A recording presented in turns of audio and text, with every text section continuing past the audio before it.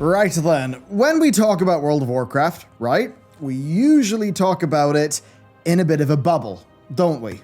Because we talk about what is WoW doing right, what is WoW doing wrong, how are we, the players, reacting, and so on and so forth, off in our own little bubble, in our own little corner of the internet. But what, as a community, we rarely address is how external factors impact World of Warcraft. How the world and the other games in it threaten or inspire World of Warcraft. Because we're in a time where even though COVID drove people to gaming, Blizzard still lost monthly active users. So I'm here to say this: Blizzard have got to stop ignoring their competition. And with today's sponsor, nordvpn.com/Bellular Gaming, of course, promo code Bellular Gaming, which is what will get you a 2-year plan with a free month and a huge discount. Well, with that, you get NordVPN. That's awesome because getting a VPN is awesome. Do you want to watch content from another region of the world? Say in Netflix? Well, easy. You use Nord's 5,000 plus servers to browse the web as if you are in any location. You literally get more money out of the subscription services you're already paying for with them. It's great. They also keep you private, so your ISP will not know what websites that you browse, and that means they can't sell your browsing data to advertisers or anything like that, nor can they prioritize some of the sites and traffic that you use over others. That's the sort of thing you don't want your ISP doing. They've also got Nord Locker, 500 gigs of secure storage for, well, only £1.10, and then Nord Pass for your password management as well. You get all that in the app and the browser extension that are super easy to use basically on any device that you've got. And yeah, with that promo code Bellular Gaming, the link down below, you'll get a huge discount and the first month free. So, Nord, thanks for sponsoring.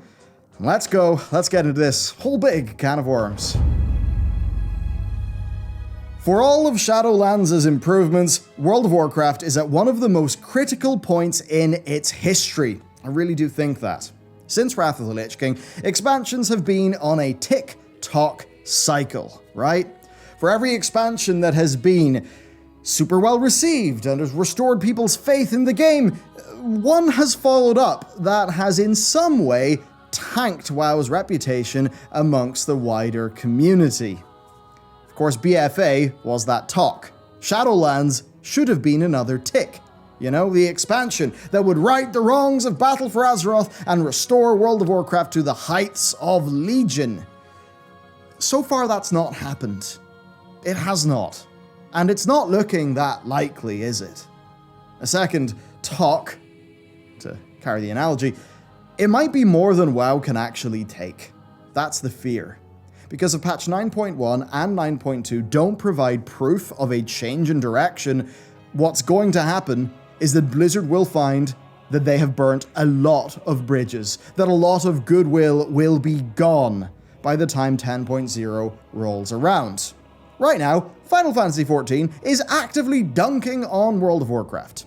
Names in the WoW community are actually engaging with that game now, and if they aren't asking about the game, they're playing it. Loads of us are. Even some of us are doing sponsored streams, and that shows a degree of community targeting from Squeenix.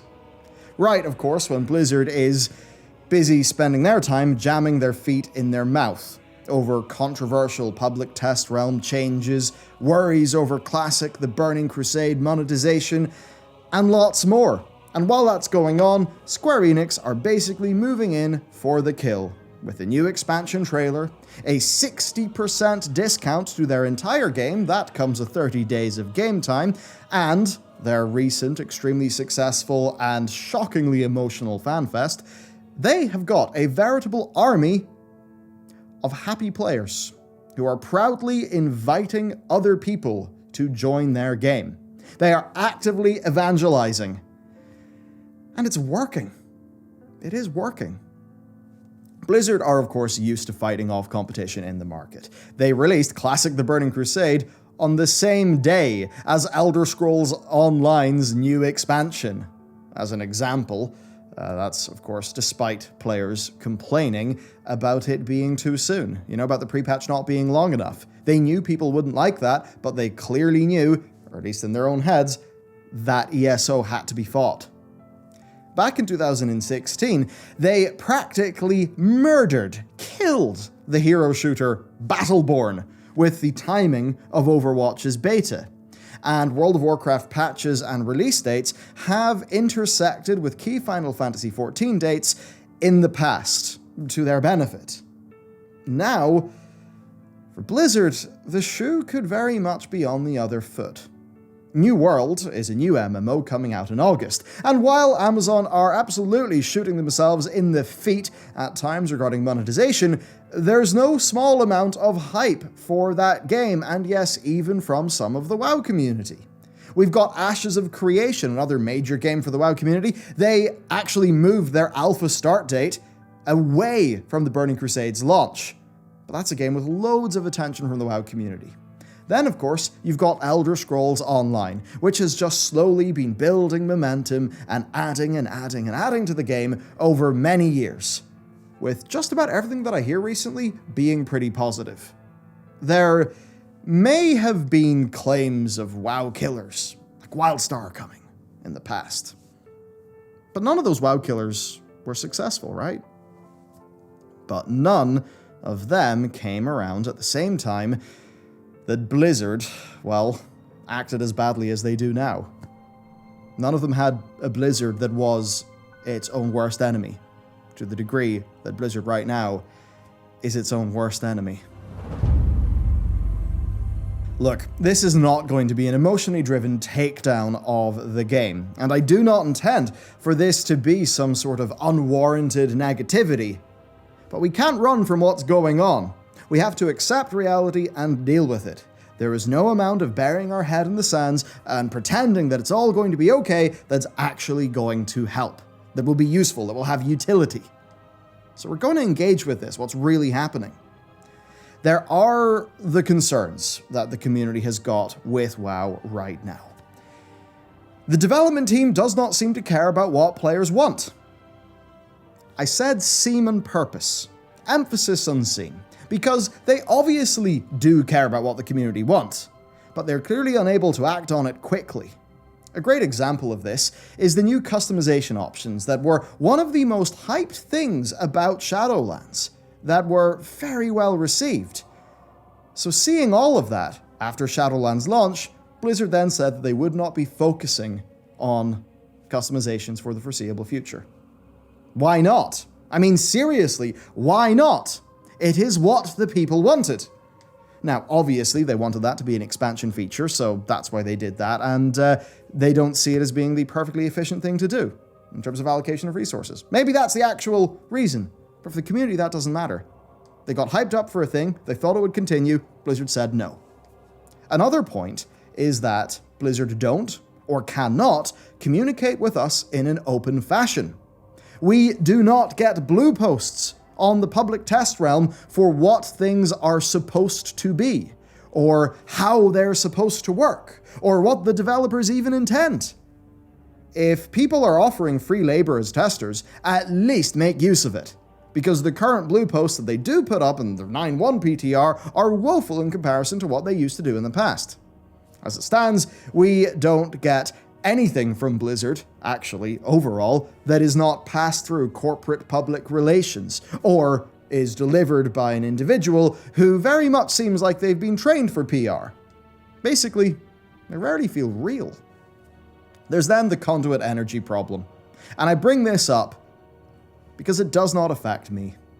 Chances are it doesn't affect you. And that is exactly the point. Why does this system take up so much development and community time when it does not matter to the majority of players in the game, and just makes the game worse for those who it does matter to? Remove it, or fix it in an afternoon and move on. Some people say this doesn't impact them, and therefore it doesn't really matter, that it's not something that's really worth weighting that highly in one's criticisms of Shadowlands. I completely reject that line of thinking. I say that this is a design that is bad in principle. and that the developers are sticking to it, is bad. We should be worried about the quality of the World of Warcraft development team's decision-making if they think that conduit energy is something that should remain in the game.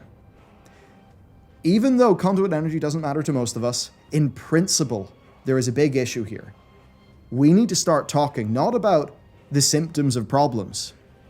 We need to start talking about principles. Moving on, there is the feeling that our time is not respected with World of Warcraft. And it's obvious. Between random conduit upgrades, brutally slow anima gains, and the entire renown system, which of course is them trying to turn obvious time gating, most games don't do, into some sort of system, even though we can all completely transparently see through what the renown bar actually is. Tell me, from a first principles perspective, why is the narrative content handed out to us piecemeal 20 minutes a week? Could you please tell me a story that's actually best paced in that manner? Are quests content that's supposed to feel like rations? Why does it feel that way? Alt-friendliness, that's another thing. We were promised an alt-friendly expansion with Shadowlands, weren't we? But it's not until patch 9.1 that we are getting things like the campaign skips that people obviously would have wanted, transferable soul ash to alts, and a bunch of other issues. I mean, why is the Maw not skippable? The Maw intro. 9.0 launched with a pretty big amount of chores to do for a character to feel relevant. Weekly renown, the legendary memories, Torghast, the Maw, Stygia farming, the praying for conduit drops, and the conduit lottery of upgrading them. Overall, playing alts feels like you are fighting against Blizzard to play the game that they have designed and that you are paying for. Blizzard also seem far more interested in solving problems that they see than they are actually making people happy. Now, obviously, problems have got to be solved, but sometimes Blizzard's focus is obvious. We see it with conduit energy. We see it with no master loot in a full guild group. And we see it with the wide array of arbitrary restrictions that we feel in the game. The extremely defensive and abrasive design. The most recent example of that, of course, is Keystone Master. It's going to require a lot more work in patch 9.1 because of the new Mythic Plus scoring system. And the easiest way to get score is, of course, to do every single dungeon on both Fortified and Tyrannical. Even though the community largely, and really largely does, despise Tyrannical at higher Keystone levels, with people widely refusing to play because of how imbalanced Tyrannical feels. What if players don't like our game? Force them to play it for rewards. That is the Blizzard way. Torghast. I mean, it's what's going on here. It's what went on with Torghast. Soul Ash is why Torghast cannot be good. And possibly the most glass-shattering thought, and I think the thing's not discussed enough, the general lack of content in WoW. There is very little to do in World of Warcraft that is not part of the 3 pillars of Mythic Plus, raiding, and PvP. Almost every other type of content has clearly been left by the wayside, and all the rewards are largely locked behind huge world quest grinds instead. It'll be 7 whole months since Shadowlands has got any content. That's $105 of subscription fee on top of the actual purchase price of the game. That ain't looking like a good deal. Your 6-month sub that came with a mount or whatever will have expired by patch 9.1's launch. And of course, when 9.1 comes around, they'll almost certainly try to sell you on another 6-month bundle. Then you start to think about why there is so little content in World of Warcraft. Wasted development time. Case in point, Covenants. They have clearly done more harm than good. Right? I mean, clearly. I think as far as the community is concerned anyway. But think about it this way. You know, between the developers making 4 abilities per class but people only ever getting to use one ability. Them splitting the 9.0 story content across 4 alts in a way that I think didn't really work that well. Just because stuff worked good for Legion doesn't mean it's working good now. The same can be said for the legendaries, or even the conduits and the soulbinds. I mean, there are so many legendaries, conduits, and soulbinds, but players actually use very few. Was it worth making all of that? Did all of that iteration, time, and design actually translate into players making more meaningful choices? A meaningful choice may have existed on paper, but if it's not one that players actually took up, then it doesn't exist. And just because it exists on paper, well, it doesn't mean anything actually. Is all this effort best served elsewhere? Perhaps on content? The most egregious of all of them, though, is the opportunity cost of all of this. All of that wasted time results in other aspects of the game falling short. It genuinely feels like there is a lack of higher concept thinking in the Warcraft team. That they are far too in the weeds to actually solve problems creatively. The entire Mythic Plus system itself in nature, for example, the affixes are lazy, they are broadly applied, and the whole thing just relies on numbers scaling up properly. I don't see much effort being put into it. Where is the design? Where is the love, the fun mechanics? Surely we get to have more than just doing the same dungeons again and again and again, but maybe with a seasonal affix. Where's the next level solution that improves the player experience and not just the metrics? I don't know where it is, they don't. Remember how awesome the concept of time walking was? Think about what it's been reduced to. Come on, time walking is lazily scaled, it's often broken, but it's obviously got so much potential. WoW's turning 17 years old this year, but we're still stuck playing only Shadowlands, instead of, actually having proper ways to engage with the game's whole history and body of content. It's such a shame. Now, I've deliberately avoided doing the positives thus far, because honestly, the positives are not what we're talking about today. WoW has got an incredible history, tons of fantastic content, and for many it does remain an engaging experience in the high-end content, and perhaps for the casual dabbling as well, as evidenced, of course, by how many people actually do play it and do come back each expansion. For me, doing Sanctum of Domination and the lead-up quests, that will be a ton of fun. And you know what? Korthia is actually shaping up fine. Shadowlands with Valor, with its PvP system, with the Great Vault being better than the older Disappointment box, and other changes, it is seriously going in a much better direction. There are huge hopes, but there are also existential problems. In patch 9.1, Season 2 will feel very similar to Season 1 in every way except for Korthia and the new raid. And it just seems like this is just how it is now. It might keep the current players, but it's not going to grab new people, or keep those dissatisfied from leaving. There's no end in sight, and if there is, they should tell us how they have a plan to get there, so that we can understand WoW, have faith in it overall as a project. Now, we could go into why it's like this, between management concerns at Activision Blizzard, the brain drain going on at the company, and the age of Blizzard as an entity. But none of that is important today. All that is important is that Blizzard needs to take a step back and reevaluate.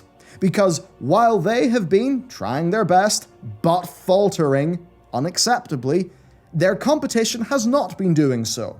Especially Final Fantasy. So let's go.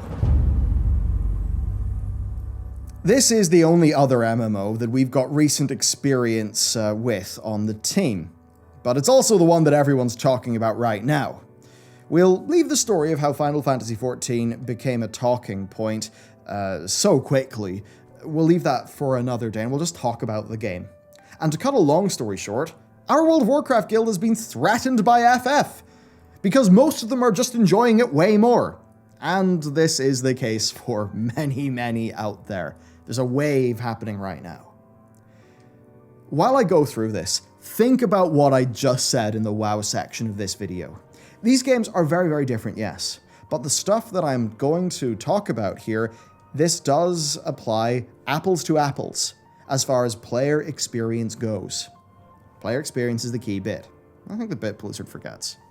Gear is simple. The vast majority of it comes via tokens that you can trade for whatever job gear that you want. You can also buy with currency. Older gear with uncapped currency, and newer gear with weekly capped currency. That's justice and valor points. Yes, it still works. Crafters who are level 80 and have good gear/skill can make a form of catch-up gear to get you into the current content a little bit quicker. The only weekly lockouts that exist in FF are on the last released content, so basically anything that's not current is actually just farmable. The harder difficulty then drops usable coffers that any job can use, which is basically a bit like old tier tokens but with no restrictions. And then progression gear is rarely wasted as a result.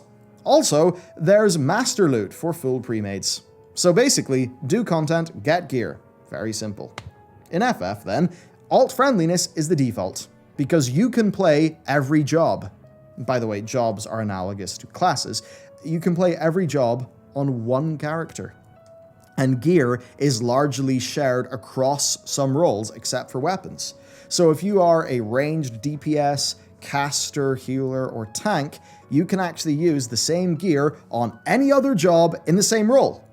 Melee is restricted due to aesthetic differences, but simply put here, very often, the only barrier to changing up your gameplay by moving into a new spec or class, whatever, it is actually just leveling that job up and playing it. That's it. This game is so goddamn alt-friendly, it's insane. Because it's not really alt-friendliness, it's doing what you want in your character. Now, to say that these aspects of the game respect your time investment, that is putting things lightly. There's no trash in normal raids, and there's only some trash in alliance raids, which are like harder ones. At the same time, it's an MMO with tons of stuff to do, so I'm going to repurpose an Asmongold quote here. Final Fantasy is a game that makes you want to waste your time. How? Well, relic weapons that you can upgrade over an expansion via quests. They are proper grinds, but mostly gorgeous appearances. There are hunts, basically elite rare spawns for XP plus endgame rewards. There's then player and guild housing. Here's our free company's house, as an example. It's really cool. It also plays Nier music, which you can earn from the raid. Cool. There's also gathering and crafting. 11 separate full jobs in total, each with their own gear, rotations, design, all that stuff, relic, tools, and quests. There are then usually a few other bits of content per expansion, like the roguelite dungeon-crawling Palace of the Dead and Heaven on High, the Bozjan Southern Front with its own progression and abilities, and the grindfest that is Eureka, also with its own progression system. There's so much to do! There's also all the character customization with appearances and dyes. The fact that you can unlock emotes and hairstyles from events and content, the gold saucer casino that's full of minigames, and so much more. And I've not even talked about the well over 100 hours of single-player main story quest content, which, by the way, people say is, especially when you get into the expansions, literally the best JRPG in the last decade. There is then the fact that each job has got its own quest lines. There's also how fantastic the raid storylines are. And then there's also how the community love the developers for their openness and how much fun they actually seem to have during their communications. I mean, actually, that's most of it. The community actually loves and trusts the developers. And it's no secret why. Also, almost all of the game's content is relevant to the overall experience, both in terms of story and in-game, because of the duty roulettes. Essentially, time walking baked in by default that scales well and offers currency and XP rewards. Square Enix have spent the last 10 years, since Final Fantasy XIV's literal calamity of a launch, building and improving in the game, listening to the players. so that when you log in, you have got 10 years of great game to play. Because FF does not throw the old stuff in the bin in the same way that WoW does. And you know what's really funny? The savior of this project, Yoshi P, he forced the developers to play World of Warcraft. That's what their homework was when he came in to fix the project. They were playing Cataclysm and Mists of Pandaria while they were laying the foundation for Final Fantasy XIV's rebirth. And since, they've just been keeping the same thing in mind: the player. This is even apparent in the Beast tribes, which are extremely similar to old WoW reps, the good ones, with groups of people who clearly advanced with your help through a widening pool of dailies in one area. Like literally like old WoW reps, the good ones. Through iteration and making changes for the sake of the player's experience, they have created, I think, the best overall MMO on the market. It really does seem to be that. Because right now, in terms of the quality of the story, the quality of the writing, a whole bunch of other things, the content cadence, they're beating Blizzard. And it makes me sad to say that. Because it shouldn't be like this. Blizzard have got the company, they've got the resources. Why is it like this? Now, I'll be honest, Final Fantasy XIV is far from perfect, and it is quite heavily weighted on its single-player storytelling, which to some people is a massive turn-off. Look, I don't think that the MDI competitors and world-first Mythic Raiders are going to go to FF14.